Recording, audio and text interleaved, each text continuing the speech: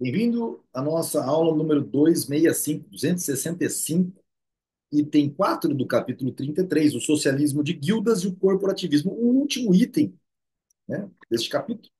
E nós estamos, obviamente, estudando as políticas e práticas intervencionistas, né? A parte cataláctica do processo econômico a gente já viu, mas que, obviamente, aqui nós estamos pegando o contexto geral da coisa. O socialismo de guildas e o corporativismo. As ideias que serviram de base ao socialismo de guildas e ao corporativismo se originaram em duas correntes distintas de pensamento. Apologistas das instituições medievais sempre louvaram as vantagens das guildas. A cavalaria, as ordens esotéricas, o espírito de corpo, a maçonaria, Lions, Rotary e por aí vai. Bastaria para suprimir os supostos males da economia de mercado, retornar aos métodos já bem testados no passado. Tais diatribes, entretanto, permaneceram estéreis. Os críticos nunca chegaram a tornar explícitas suas sugestões ou a elaborar planos para restabelecer aquela ordem social. O máximo que fizeram foi proclamar a alegada superioridade das antigas assembleias, quase representativas do tipo État généraux franceses, né? E dos Standeslandtag alemães em relação às modernas assembleias parlamentares. Mas, mesmo no que diz respeito a esse tema constitucional, suas ideias eram bastante vagas. A segunda fonte do socialismo de guildas pode ser atribuída a condições específicas na Inglaterra.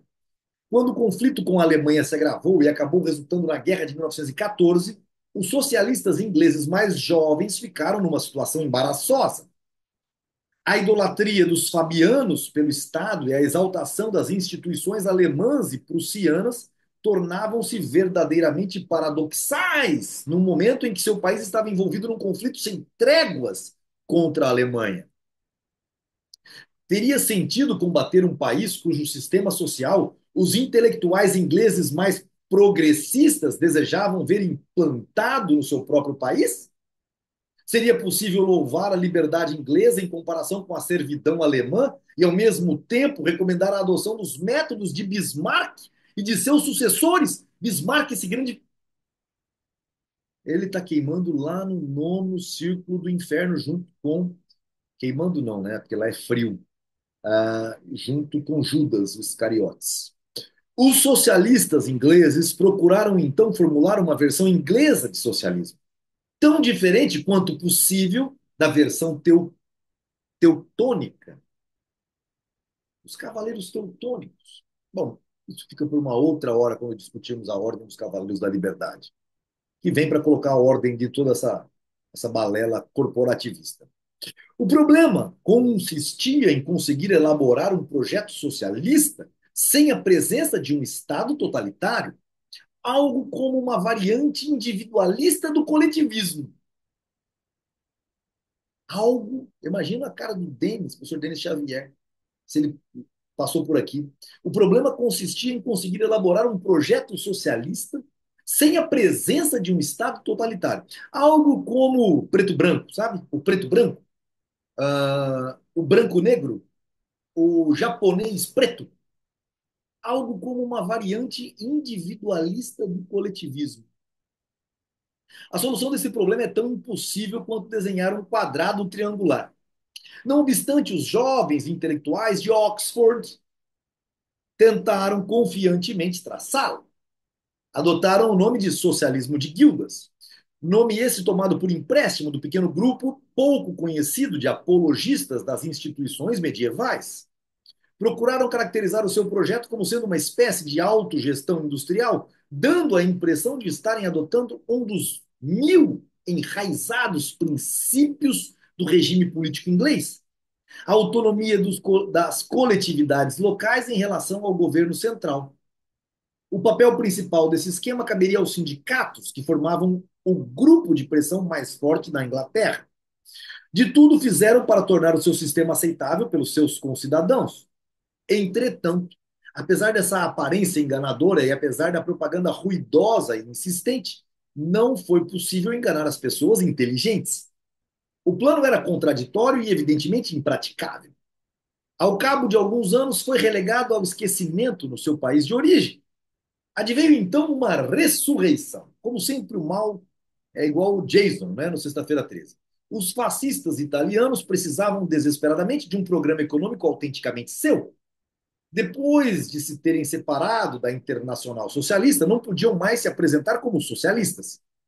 Tampouco podiam os orgulhosos descendentes das invencíveis legiões romanas, Senatus Populis Quir Romano, ou seja, um bando de. O Senado tem que acabar de existir, não existe bicameral, sabe? O sistema bicameral brasileiro, americano, tudo deriva dessa pataquada das legiões romanas, da Pax Romana. Fazer concessões ao capitalismo ocidental ou ao intervencionismo prussiano, essas falsas ideologias dos bárbaros que haviam destruído o glorioso Império Romano. Precisavam encontrar uma filosofia social que fosse pura e exclusivamente italiana. Se ignoravam ou não que o seu evangelho era uma mera réplica do socialismo de guildas inglês, é fato de menor importância. De qualquer forma, o Stato Corporativo não era mais do que uma edição rebatizada do socialismo de guildas. As diferenças se limitavam a detalhes. O corporativismo foi aparatosamente anunciado pela propaganda bombástica dos fascistas, e o sucesso da campanha foi esmagador. Muitos autores estrangeiros saudaram entusiasticamente as milagrosas virtudes dos novos sistemas. Os governos da Áustria e Portugal declaravam o seu firme comprometimento com as nobres ideias do corporativismo.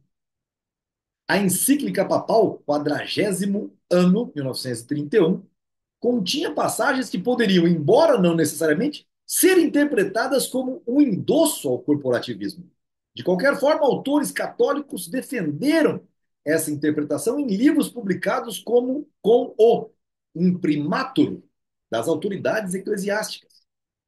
Apesar disso, nem os fascistas italianos e nem os governos da Áustria e Portugal jamais tentaram seriamente implantar a utopia corporativista.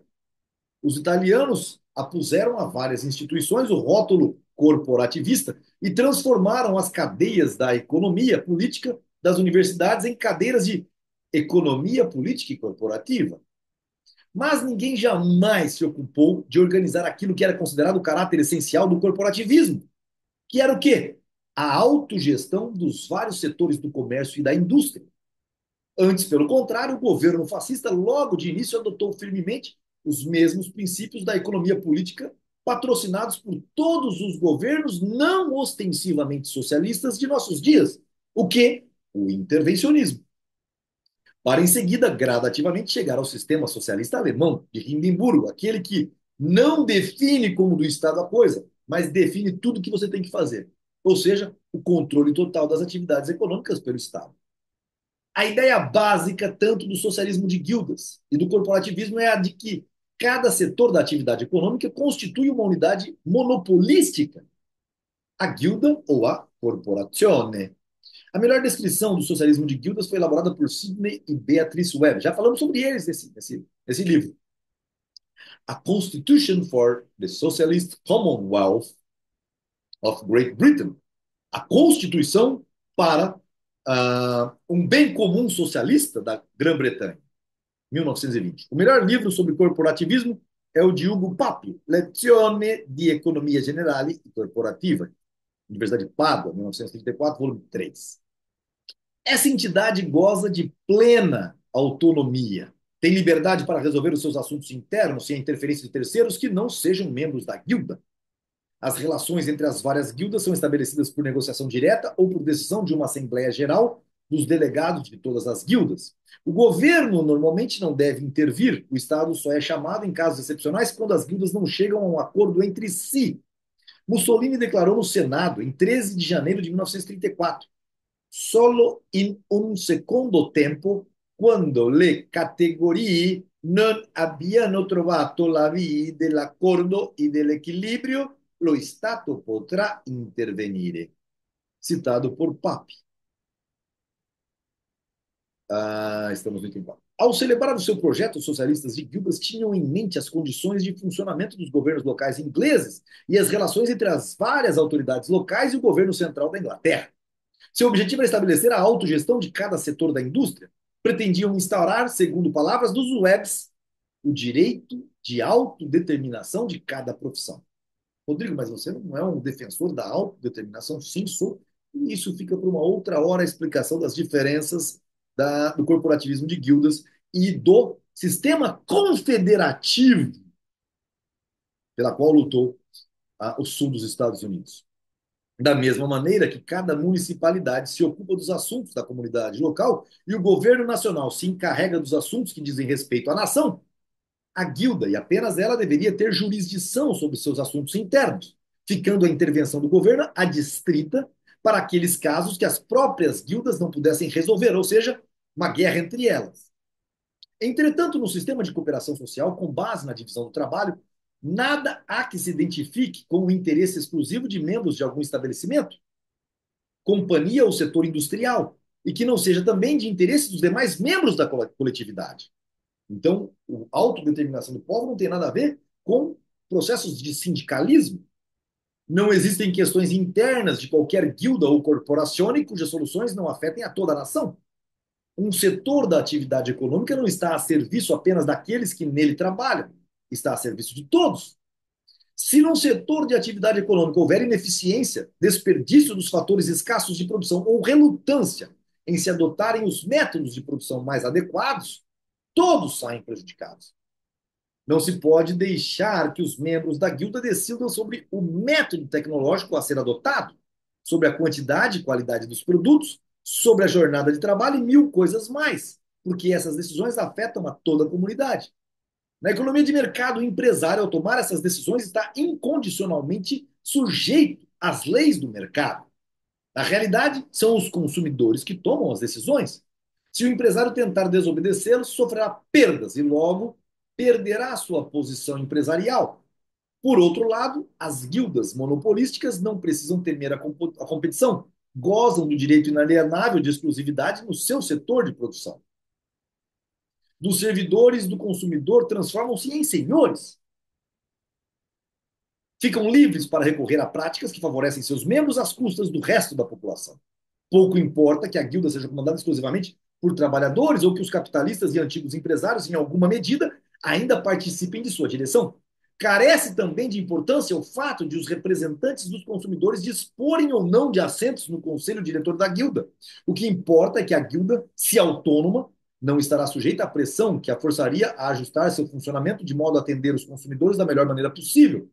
Terá liberdade para dar precedência aos interesses de seus membros sobre os interesses dos consumidores. O esquema do socialismo de guildas e do corporativismo não leva em consideração o fato de que o único propósito da produção é o consumo. O único propósito da produção é o consumo. Vou grifar, porque isso aqui é dito o livro inteiro e todo mundo tem que manter isso na cabeça. Há uma inversão total de valores. A produção torna-se um fim em si mesmo. O governo americano, ao lançar o plano da National Recovery Administration, o que foi isso? O New Deal, Administração para a Recuperação Econômica Nacional, no período do New Deal, tinha plena consciência do fato de que estava estabelecendo as bases de um aparato administrativo que lhe permitiria controlar plenamente a atividade econômica. O New Deal foi do mal.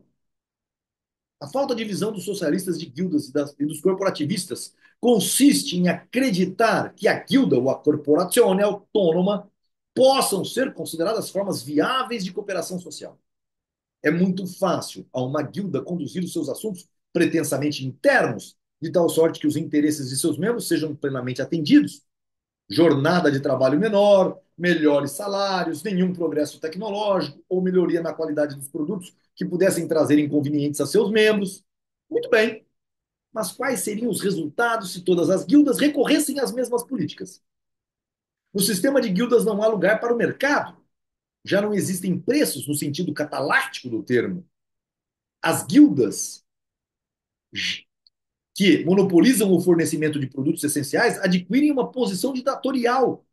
Os produtores de alimentos básicos e de combustíveis e os fornecedores de energia elétrica e de transporte podem impunemente oprimir toda a população. Alguém pode imaginar que a maioria tolerará essa situação? É revolução, não certa. É fora de dúvida que qualquer tentativa de implantar a utopia corporativista conduzirá logo a conflitos violentos se o governo não interferisse quando esses setores vitais abusassem de sua posição privilegiada. Quem abusou, Mussolini, acabou enforcado. Coisa que está faltando no Brasil. Corda. O que os doutrinadores imaginavam como uma medida de exceção, a interferência do governo, tornar-se-ia a regra geral. O socialismo de guildas e o corporativismo se transformariam em controle estatal de todas as atividades produtivas. Estaria então implantado o sistema prussiano, a Swanwirtschaft, economia de compulsão, precisamente o que se queria evitar. Não há necessidade de examinar outros equívocos fundamentais do sistema de guildas. É tão falho quanto qualquer outro projeto sindicalista. Não leva em consideração a necessidade de deslocar capital e trabalho de um setor para outro e de estabelecer novos setores de produção. Ignora inteiramente o problema de poupança e de acumulação de capital. Em resumo, é uma aberração, uma besteira. Sindicatos são burrices instituídas. E o que dói é ver empresários com sindicatos dos empresários. Bando de bandido. Não tem outra palavra para dizer. Encerramos aqui nosso capítulo 33. Eu sou grosseiro, né? Não tem problema. O Essencial Von Mises. Tem um cursinho pequenininho, vale a pena vocês assistirem, está lá no YouTube do Ilan, completamente gratuito. E uma das passagens que qualifica melhor Ludwig von Mises é: ele era intransigente.